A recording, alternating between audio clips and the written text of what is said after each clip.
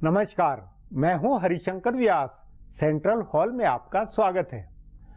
प्रधानमंत्री नरेंद्र मोदी का नारा सबका साथ सबका विकास है। अच्छे दिन का वायदा विकास का सपना दिखाते हुए है। उसी के चलते मेक इन इंडिया या भूमि अधिग्रहण बिल जैसे कामों की प्राथमिकता है। मगर भाजपा का जो कोर है उस हिंदू वोट में अपने एजेंडे को लेकर छटपटाट है।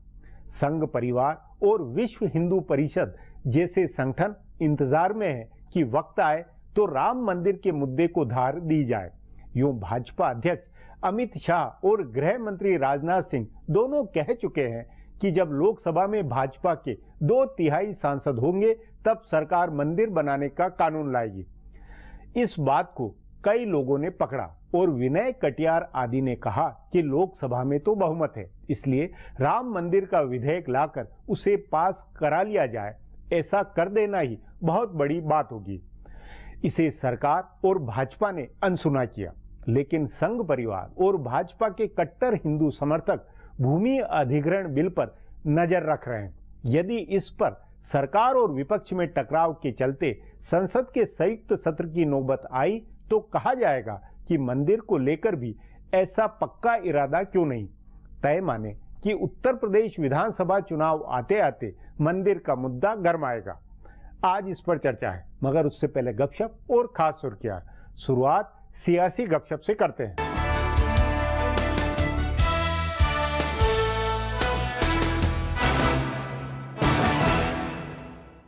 बिहार और उत्तर प्रदेश में बाहर से आने वाले नेताओं को लेकर भारतीय जनता पार्टी में नाराजगी है। पार्टी के प्रदेश के कई पदाधिकारियों ने प्रभारी महासचिवों को बताया है कि बाहर से नेता लाकर उनको तरजीह देने से पार्टी के पुराने नेताओं और कार्यकर्ताओं का मनोबल कमजोर हो रहा है। तभी बिहार में भाजपा ने जदयू के बागी विधायकों को कम से कम टिकट देने का फैसला किया है। पिछले साल राज्यसभा के उपचुनाव के समय भाजपा ने जदयू के बागी 1.5 दर्जन विधायकों को हरी झंडी दी थी। माना जा रहा था कि चुनाव आते आते ये संख्या 3 दर्जन हो जाएगी, लेकिन पार्टी के प्रदेश नेताओं के विरोध के बाद इस पर रोक लग गई है। कहा जा रहा है कि ज्यादा से ज्यादा आधा दर्जन बागी विधायकों को भाजपा टिकट देगी। बाकी बागियों को सहयोगी पार्टियों लोजपा, रालोसपा और हम में एडजस्ट कराया जाएगा। पार्टी के प्रदेश के नेता घटक दल के तौर पर पप्पू यादव की जन अधिकार पार्टी से तालमेल का भी विरोध कर रहे हैं। लोकसभा चुनाव के समय सुशील मोदी के विरोध के कारण साधु यादव भाजपा से नहीं जुड़ सके थे। इस बार भी सुशील मोदी ने पप्पू यादव के विरोध में वीटो किया है।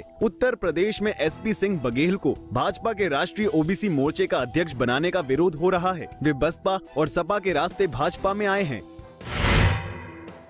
कांग्रेस पार्टी का सदस्यता अभियान आखिरकार खत्म होने वाला है। बताया जा रहा है कि अगले महीने तक इसे खत्म कर दिया जाएगा। पिछले महीने इसे अनिश्चित काल के लिए बढ़ा दिया गया था। उससे पहले 3 बार इसकी तारीख बढ़ाई गई थी, लेकिन बार बार तारीख बढ़ाने का भी कोई फायदा नहीं हुआ। कांग्रेस के सदस्यों की संख्या में कोई खास इजाफा नहीं हुआ। नए और युवा सदस्य नहीं जुड़े और उत्तर भारत में तो कांग्रेस का ये अभियान पूरी तरह से फेल हो गया। इसलिए अब इसे खत्म करने का फैसला किया गया है। कांग्रेस के जानकार सूत्रों का कहना है कि दक्षिण के कुछ राज्यों को छोड़ दें तो बाकी राज्यों में कांग्रेस का सदस्यता अभियान गति ही नहीं पकड़ सका। संगठन चुनाव के प्रभारी मुल्लापल्ली रामचंद्रन उत्तर भारत के नेताओं को सदस्यता अभियान में पूरी ताकत से शामिल होने के लिए तैयार नहीं कर सके। कांग्रेस के जानकार सूत्रों का कहना है कि इस बार छुट्टियों से लौटने के बाद राहुल गांधी ने सदस्यता अभियान की रिपोर्ट ली है। इस सदस्यता अभियान के नाम पर ही कांग्रेस में संगठन चुनाव अटके हुए हैं, लेकिन अब उन्हें करना जरूरी होगा। अगले महीने तक राहुल गांधी को भी कांग्रेस अध्यक्ष घोषित कर दिए जाने की संभावना है। सितंबर में कांग्रेस का महाधिवेशन भी हो सकता है, इसलिए उससे पहले सदस्यता अभियान को पूरा करना होगा। अभी जितने भी सदस्य बने हैं उनकी संख्या भी कांग्रेस शायद ही बताए। भारतीय जनता पार्टी के नेता व्यापम घोटाले की मुसीबत में भी एक मौका देख रहे हैं। उनको लग रहा है कि इस विवाद की वजह से ललित मोदी का मामला थम गया है और कांग्रेस ने सुषमा स्वराज व वसुंधरा राजे का इस्तीफा मांगना बंद कर दिया है। केंद्रीय मंत्रियों स्मृति ईरानी और रामशंकर कठेरिया की फर्जी डिग्री का विवाद और महाराष्ट्र के मंत्रियों के कथित घोटालों का मामला भी ठंडा हो गया है, लेकिन असल में ऐसा नहीं है। कांग्रेस पार्टी व्यापम घोटाले के चलते ललित मोदी का मामला नहीं छोड़ने वाली है। कांग्रेस को इस मामले के सहारे नरेंद्र नरेंद्र मोदी सरकार को घेरने की ज्यादा उम्मीद दिख रही है। कांग्रेस के एक वरिष्ठ नेता का कहना है कि ललित मोदी का मामला नरेंद्र मोदी सरकार के लिए संचार घोटाले की तरह का मामला साबित होगा। कांग्रेस का कहना है कि संचार घोटाले में ए राजा और कनिमोझी जैसे अनजाने द्रमुक नेता फंसे थे, तब उत्तर भारत में उस पर इतनी तीखी प्रतिक्रिया हुई थी, जबकि ललित मोदी वाले मामले में तो सुषमा स्वराज और वसुंधरा राजे जैसे लोकप्रिय और जाने पहचाने चेहरे लपेटे में आ रहे हैं। इसलिए पार्टी इस मामले पर ज्यादा माहौल बना सकती है और लोगों को आंदोलित कर सकती है। इसलिए संसद के मॉनसून सत्र में कांग्रेस इन दोनों महिला नेताओं के इस्तीफे की मांग तेज करेगी। पार्टी के मुख्य सचेतक ज्योतिरादित्य सिंधिया ने साफ शब्दों में कहा है कि कांग्रेस 1 मिनट के लिए भी संसद नहीं चलने देगी। संचार मामले में भाजपा ने भी 2 सत्र नहीं चलने दिए थे। अब आज की सुर्खियां, ये लीक से कुछ हटकर है और इनसे देश की दशा दिशा को बूझ सकेंगे।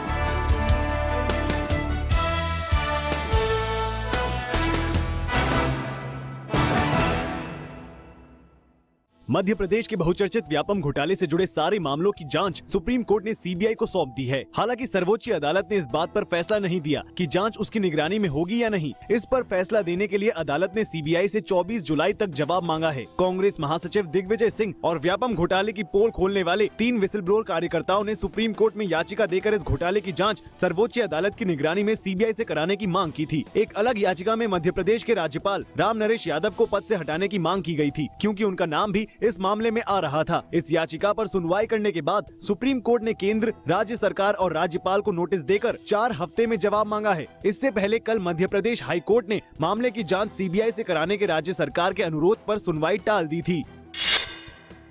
व्यापम घोटाले की जांच सीबीआई को सौंपे जाने के सुप्रीम कोर्ट के आदेश के तुरंत बाद कांग्रेस और आम आदमी पार्टी ने मध्य प्रदेश के मुख्यमंत्री शिवराज सिंह चौहान से इस्तीफा देने की मांग की। दोनों पार्टियों ने अदालत के फैसले का स्वागत करते हुए उम्मीद जताई कि सर्वोच्च अदालत इस जांच की निगरानी भी करेगी। कांग्रेस प्रवक्ता टॉम वडक्कर ने कहा है कि इस मामले के पीड़ितों को न्याय मिलना चाहिए। उन्होंने कहा कि मुख्यमंत्री इस्तीफा देंगे तभी इस मामले की निष्पक्ष तरीके से जांच संभव हो पाएगी। आम आदमी पार्टी के प्रवक्ता आशीष खेतान ने कहा कि राज्य सरकार की एजेंसियों की जांच पर सुप्रीम कोर्ट के असंतोष जाहिर करने के बाद मुख्यमंत्री को पद से इस्तीफा दे देना चाहिए। सीबीआई जांच की याचिका देने वाले दिग्विजय सिंह ने अदालत के फैसले पर खुशी जताते हुए कहा कि इससे न्यायपालिका में देश के लोगों की आस्था मजबूत हुई है।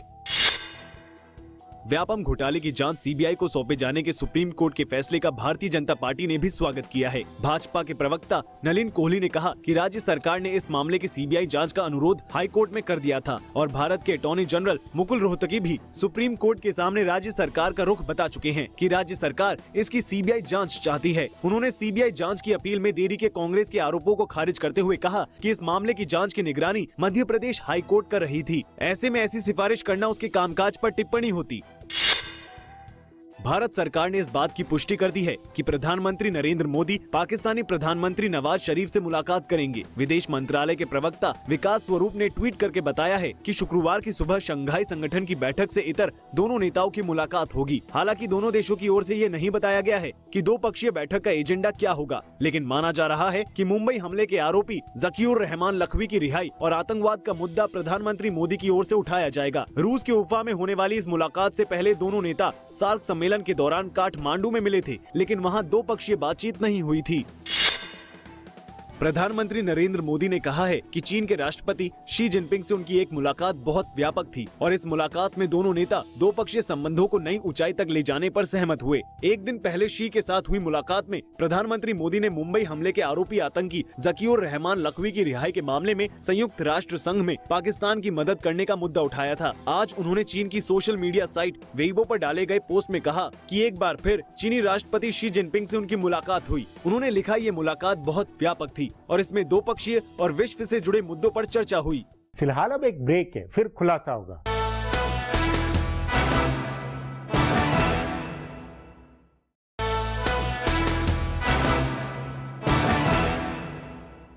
राम मंदिर मुद्दे पर सरकार के पास एक तरीका सुप्रीम कोर्ट में जल्द सुनवाई करवाने का है। सवाल है, मंदिर का मुद्दा संघ परिवार और हिंदूवादी नेताओं को बांटे हुए है या कोई सर्वमान्य आम सोच है? मंदिर मुद्दा मर चुका है या जिंदा है? इस पर आगे चर्चा करें उससे पहले देखें मेरा यह खुलासा।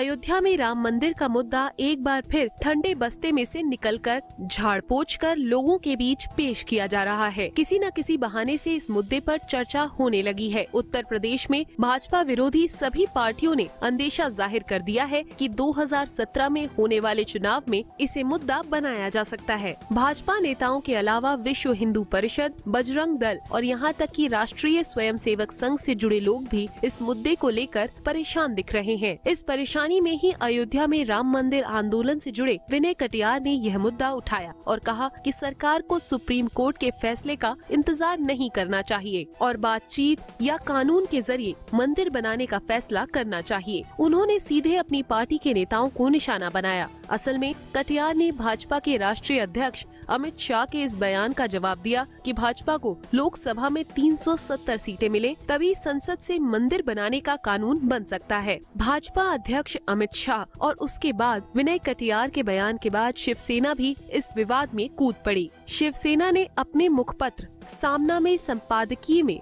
सीधे प्रधानमंत्री नरेंद्र मोदी से अपील कर डाली। शिवसेना ने कहा कि प्रधानमंत्री को रेडियो पर अपने मन की बात कार्यक्रम में बताना चाहिए कि वे अयोध्या के राम मंदिर के बारे में क्या सोचते हैं। शिवसेना ने बेहद तल्ख अंदाज में ये भी लिखा है कि ऐसा लग रहा है जैसे चुनाव के समय मुस्लिम वोटों के लिए सेक्युलर पार्टियां तुष्टीकरण की बात करती हैं और चुनाव के बाद भूल जाती हैं। उसी तरह चुनाव के समय हिंदुओं को खुश करने के लिए राम मंदिर का मुद्दा उठाया जाता है और चुनाव के बाद भुला दिया जाता है। शिवसेना भले सहयोगी पार्टी है और विनय कटियार हाशिए पर चले गए नेता हैं, लेकिन इनकी बातों का मौजूदा समय में बहुत महत्व है। हाल के दिनों में जो घटनाएं हुई हैं, उनको इसके साथ जोड़कर देखें तो ऐसा लग रहा है कि हिंदुत्व की ताकतें केंद्र में नरेंद्र मोदी की सरकार के रहते राम मंदिर बनाने का संकल्प ले रही हैं। तभी विश्व हिंदू परिषद ने सरकार को मंदिर बनाने के लिए 2.5 साल का समय दिया है। पिछले साल लखनऊ में राष्ट्रीय कार्यकारिणी की बैठक हुई थी, जिसमें संघ के वरिष्ठ पदाधिकारी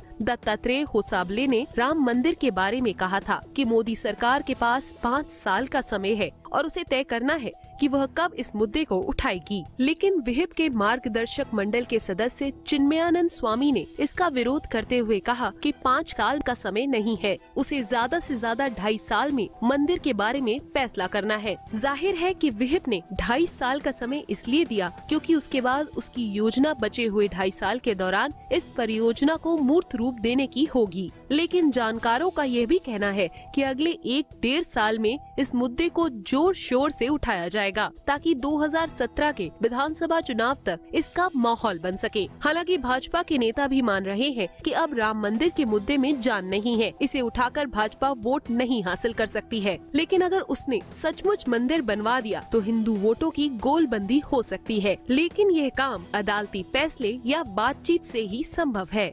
अब एक ब्रेक है, उसके बाद संघ परिवार के कोर मुद्दों पर चर्चा करेंगे।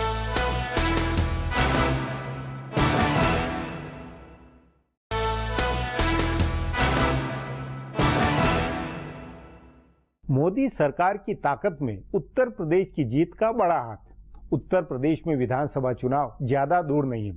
उस नाते उत्तर प्रदेश के नेता यदि राम मंदिर की बात बीच बीच में करते हैं, विश्व हिंदू परिषद के पदाधिकारी बोलते हैं, तो वह जहां राजनीति है वहीं कोर समर्थकों का एजेंडा भी है।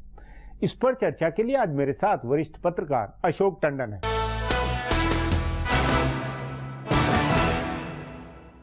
अशोक जी, भाजपा और मोदी सरकार की साफ दो टूक स्टैंड के बावजूद इधर उधर से राम मंदिर का मुद्दा आता रहता है। विश्व हिंदू परिषद भी हो या विनय कटियार जैसे सांसद भी हो, वो मंदिर मुद्दे पर लोकसभा में से बिल पास करवाने तक की बात कर रहे हैं। क्या लगता है आपको कि अंततः आखिर तक ये मुद्दा भी सरकार के एजेंडे में आ जाएगा? मेरा मानना है कि राम मंदिर जैसे मुद्दे पर जब तक देश में आम सहमति नहीं बनेगी, तब तक कोई भी सरकार, चाहे उसका जितना भी बहुमत हो, वो इस मामले को आगे नहीं बढ़ाएगी। और इसलिए, और ये आम सहमति बनाना भूमि अधिग्रहण बिल जैसे मुद्दे पर आम सहमति बनाने से अलग है। यहाँ पर भावनाओं का मामला है, भावनाएं जुड़ी हुई हैं, इसलिए जब तक भावनात्मक दृष्टि से एक आम सहमति या सर्वसम्मति नहीं बनती है पूरे देश में, नहीं तो यही तो भावना का ही तो कोर बिंदु है, जिसके ऊपर की मेजोरिटी की भावना है कि मंदिर बने। इसी बात को विश्व हिंदू परिषद और संघ परिवार के कई नेता मानते हैं। लेकिन उसके साथ साथ आपको बाकी लोगों की भावनाओं का भी आदर करना है और उनको उसके लिए आपको कन्विंस करना पड़ेगा और उसके लिए प्रयास जारी है। देखिए बहुत अंतर पड़ गया है पिछले 25 साल में राम मंदिर के मुद्दे पर जिस प्रकार का एक भावनात्मक विरोध था और जिस प्रकार से भावनात्मक समर्थन था, दोनों में बहुत अंतर हुआ है। आज देश का जनमानस ये मानकर चल रहा है कि विकास के युग में जब हमको देश का विकास करना है, ऐसे में अगर राम मंदिर जैसे मुद्दे पर एक आम सहमति बनाकर ही आगे बढ़ा जाए तो ही ठीक होगा। तो कोई भी सरकार होगी, चाहे वो नरेंद्र मोदी की सरकार हो, चाहे पहले अटल बिहारी वाजपेयी की सरकार थी, वो दोनों में एक समानता ये है कि इस प्रकार के भावनात्मक मुद्दे पर आम सहमति से ही आगे बढ़ना चाहिए। इसका एक दूसरा पहलू ये भी कि क्योंकि सुप्रीम कोर्ट में मामला पेंडिंग है, तो क्या केंद्र सरकार रेफरेंस का वक्त देते हुए कि भाई आप उस पर तुरंत जल्दी सुनवाई करके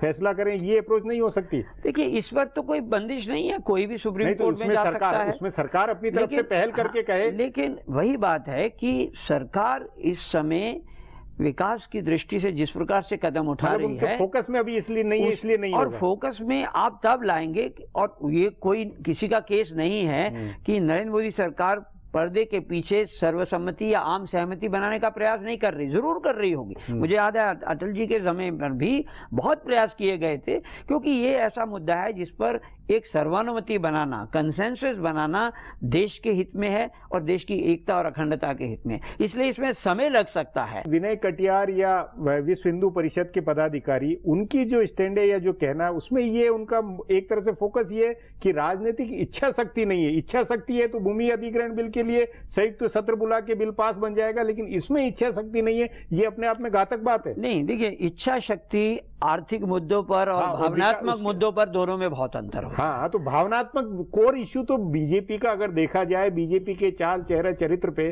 तो वो तो भावनात्मक ही है देश की। लेकिन भावनात्मक मुद्दों पर भी आम सहमति बनाने का प्रयास तो होना चाहिए।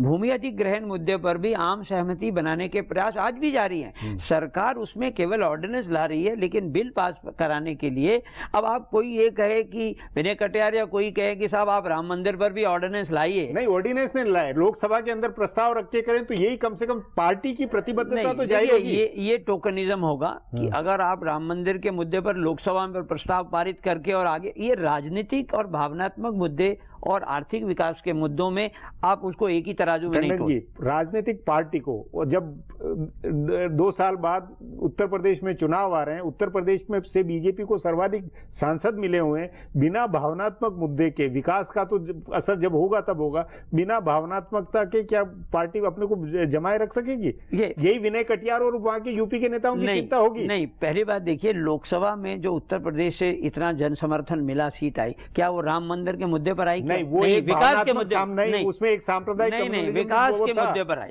लोगों को देश में एक सक्षम नेतृत्व चाहिए था, स्थायी सरकार चाहिए थी, और लोग पहले वाले रिजीम से त्रस्त थे। ऐसे में उत्तर प्रदेश की जनता ने ओवरवेलमिंग सपोर्ट एक नेतृत्व को दी और देश में स्थायी सरकार बनाने में योगदान किया। उन्होंने कोई शर्त ऐसी नहीं लगाई कि नरेंद्र मोदी की सरकार आएगी तो उत्तर प्रदेश में पहले राम मंदिर। मतलब आपका मानना है कि मोदी सरकार और भाजपा का मौजूदा नेतृत्व विकास, सबका साथ सबके विकास के मुद्दे पर ही पूरे 2019 तक लेकर जाएगी, उसी एजेंडे पे चलेगी, भावना को कतई नहीं आने देगी? नहीं, भावनात्मक मुद्दों पर आम सहमति बनाने का प्रयास भी जारी रहेगा, लेकिन एक तरफा आगे बढ़कर आप केवल इसलिए कि हम टोकनिज्म में हमने लोकसभा में प्रस्ताव पारित कर दिया और जबकि देश में उस पर सर्वानुमति नहीं है, मुझे लगता है कि इसलिए इस पर प्रयास जारी है और प्रयास जारी रहने चाहिए। और देखिए, धीरे धीरे लोकतंत्र में जनता जब किसी बात के लिए सहमत हो जाती है, अगर आप तभी उस प्रकार का काम करेंगे तो ये देश के हित में है। लेकिन सरकार के लिए, सरकार को देश में एक सर्वानुमति बनाकर और इस प्रकार के भावनात्मक मुद्दों पर आगे बढ़ना, ये सरकार के लिए भी एक प्राथमिकता बनती है। और ऐसे में कहीं किसी दबाव में आकर कोई काम करने से वो काम भी बिगड़ेगा और कुल मिलाकर एक गलत विकास की ओर से मामला हटेगा भी। तो मेरा मानना है कि इस पर प्रयास जारी है और प्रयास जारी रहने भी चाहिए। जी अशोक जी, बातचीत को यहीं समाप्त करेंगे। प्रोग्राम में आने के लिए बहुत बहुत धन्यवाद। हमारा प्रोग्राम अब यहीं खत्म होता है। आग्रह है कि प्रोग्राम पर अपनी राय hsvyas@nayaindia.com पर ईमेल करके बताएं या hsvyas@twitter पर जाहिर करें। सो कल फिर मिलेंगे इसी चैनल पर इसी समय।